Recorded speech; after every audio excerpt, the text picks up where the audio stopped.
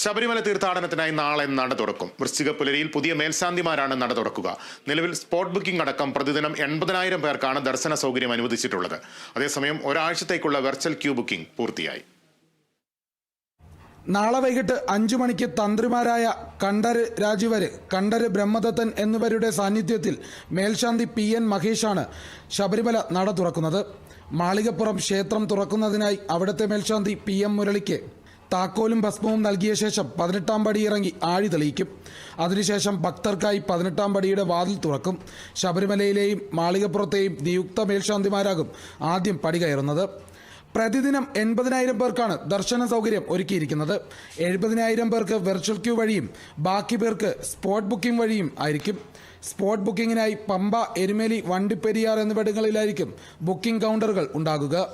അതേസമയം ഒരാഴ്ചത്തേക്കുള്ള virtual queue booking പൂർത്തിയായി കഴിഞ്ഞു. സ്പോട്ട് ബുക്കിംഗിൽ കൂടുതൽ പേർ എത്തേണ്ട അവസ്ഥ വന്നാൽ മടക്കി അയക്കാൻ സാധ്യതയില്ലാത്തതിനാൽ വെർച്വൽ ക്യൂ വഴി കൂടുതൽ പേർക്ക് മല കയറാൻ അവസരമൊരുക്കാനും സാധ്യതയുണ്ട്. നിലവിൽ ശബരിമല ദർശന സമയം എല്ലാ ദിവസവും 18 മണിക്കൂറാക്കി ഉയർത്തിയിട്ടുണ്ട്. പുലർച്ചെ 3 മുതൽ 1 വരെയും ഉച്ചയ്ക്ക് 3 മുതൽ രാത്രി 11 വരെയുമാണ് ദർശന സമയം. മണ്ഡല മകരവിളക്ക് ഉത്സവത്തിനുള്ള ഒരുക്കങ്ങൾ പൂർത്തിയായെന്ന് ദേവസ്വം ബോർഡ് അറിയിച്ചു. നിലയ്ക്കലിലും എരുമേലിയിലും അധിക പാർക്കിംഗ് സംവിധാനവും ഒരുക്കിയിട്ടുണ്ട്. Kerala vision news, Thiruvananthapuram.